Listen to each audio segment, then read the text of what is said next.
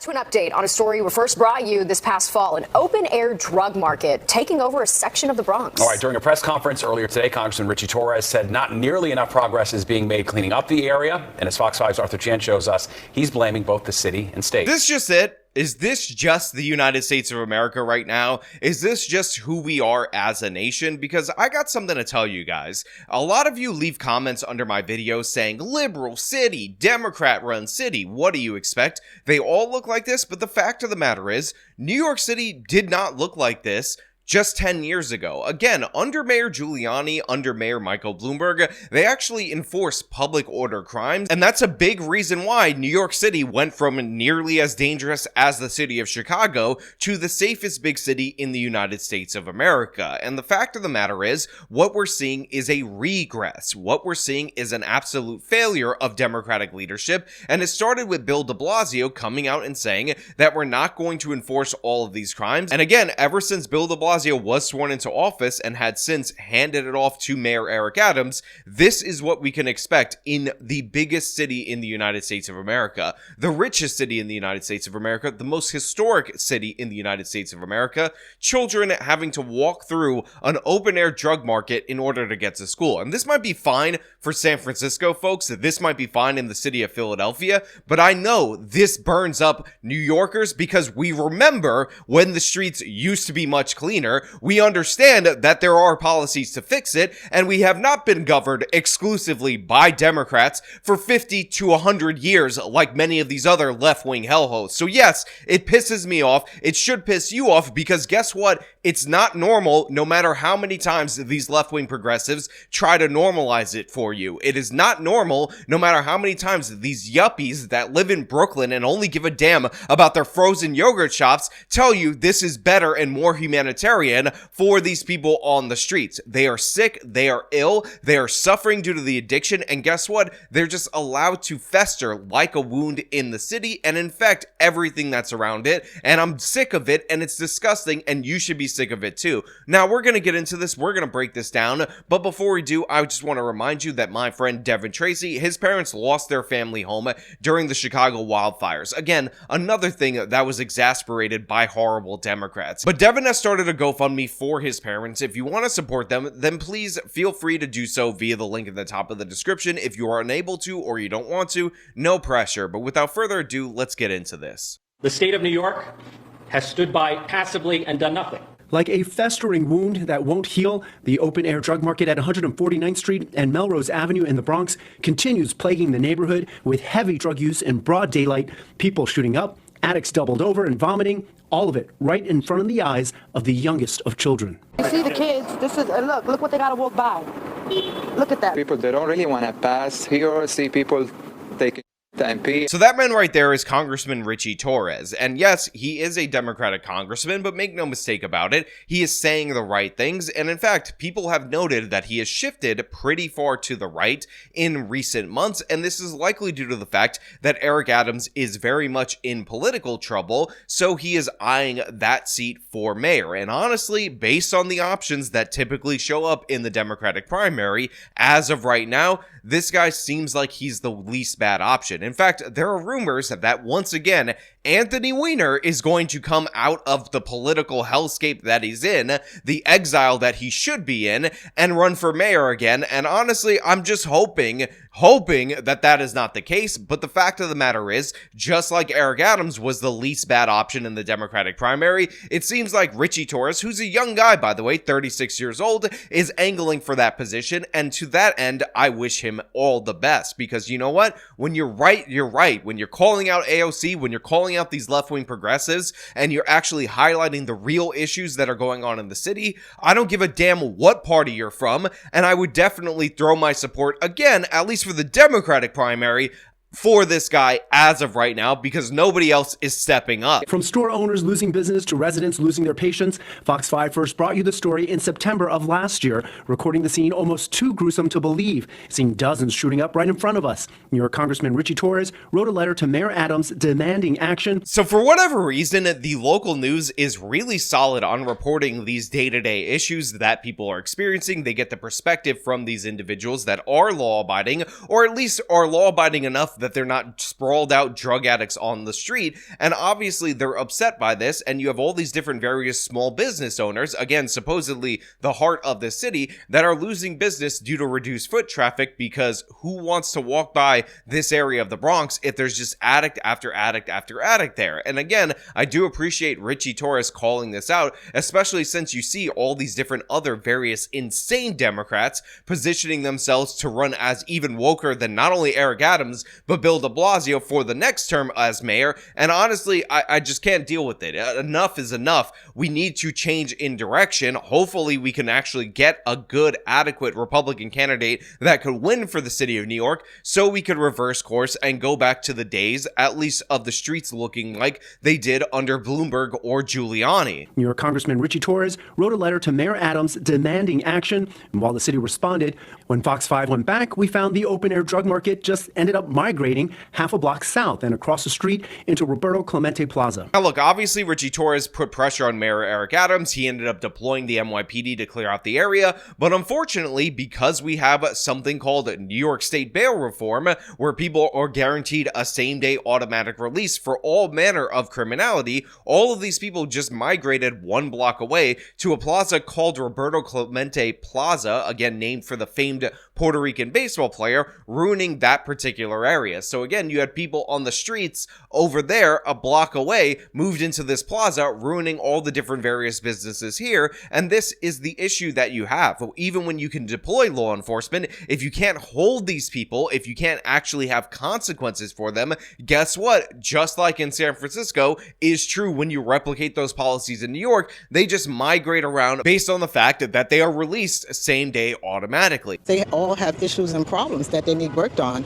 And instead of just pushing them aside, find out what the problems is. 4 months later, when we visited again, we found the open-air drug market is still thriving despite the cold. And again, I will point out that this was not like this. I know a lot of people are going to say, hey, Sean, those neighborhoods in the Bronx, they weren't always good neighborhoods in the first place. But the fact of the matter is, even the bad neighborhoods in New York City were much better just a few years ago, because you didn't have all these different various issues to contend with.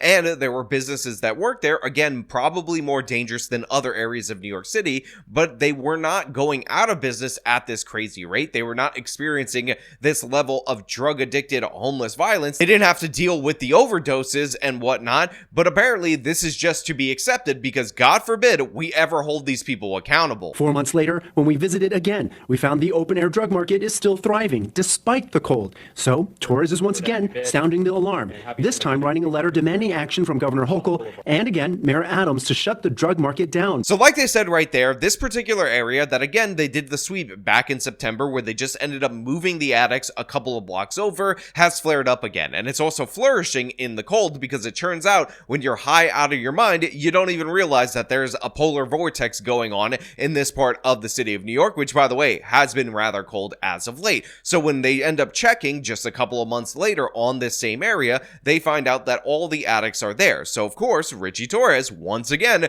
writes a letter to Eric Adams. In addition to that, he writes a letter to Governor Hochul in order for them to clean it. And then they get this response. And honestly, this is like the perfect distillation of progressive harm reduction policies. This is the perfect encapsulation of why they never work. And it's also the exact reason why you should never let these progressive elites run your major city, because guess what? We did not have these problems prior to bail reform, or we did not have these problems prior to Bill de Blasio. In fact, these problems were specifically cleaned up by Giuliani, and that success was maintained under Mayor Michael Bloomberg. In response, City Hall tells us they've removed more than 7,000 syringes and engaged with 860 people to initiate addiction treatment, but that more work needs to be done. Just think about what they told you right there. Just think about what they actually said as a response to the open-air drug market that they already did a sweep of, that of course resulted in the market just returning almost immediately. They just talked about how, oh, they did the harm reduction thing where they removed 7,000 used syringes from, the school zone,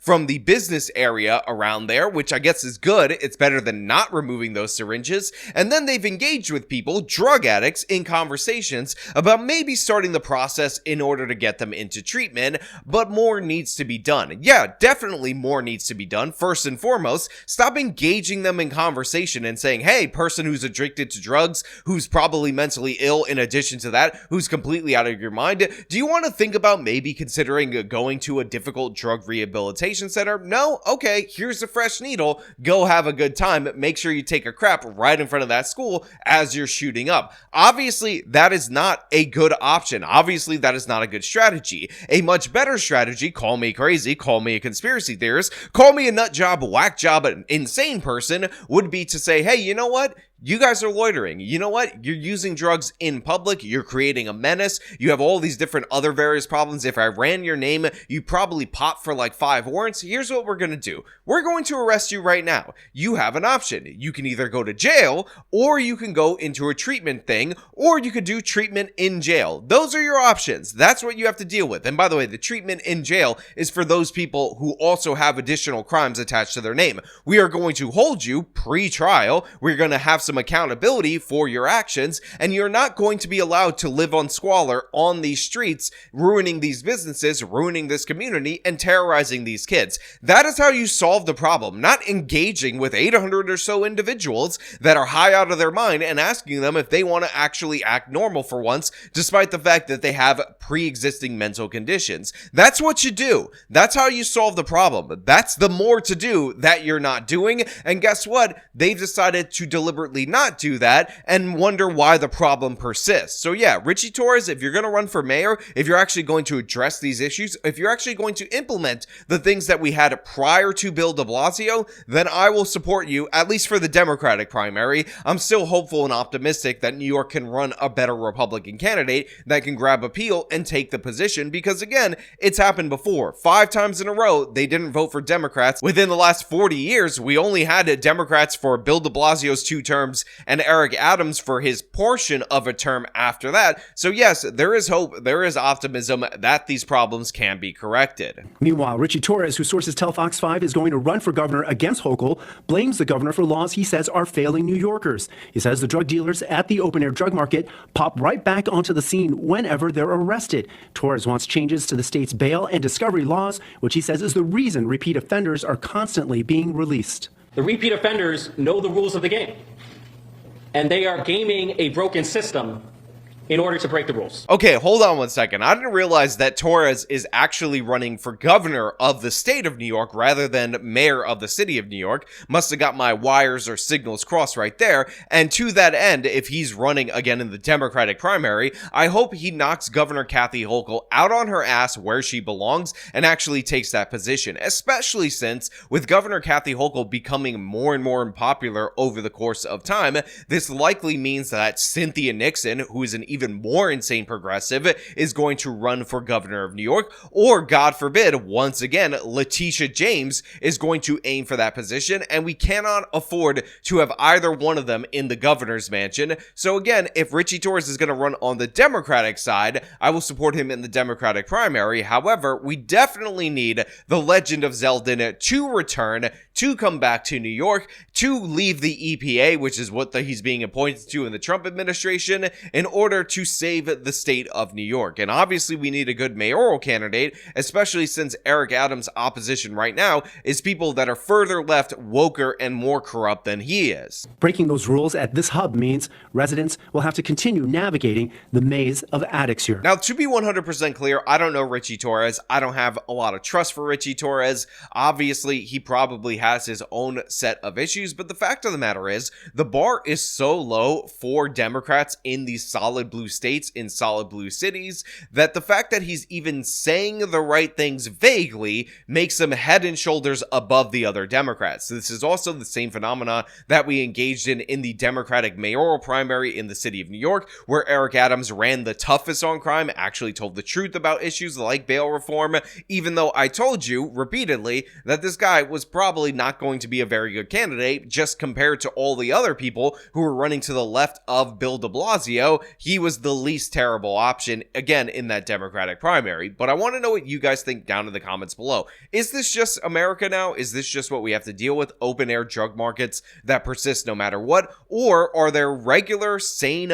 changes that you could make to laws that will actually prevent this from being a long-term problem. As usual, if you like this video, you guys can show me by leaving a like, subscribe for more content, follow me on the social media, support me via the support links in the description of this video. This has been me talking about the craziness going on in the Bronx with an open-air drug market. Till next time.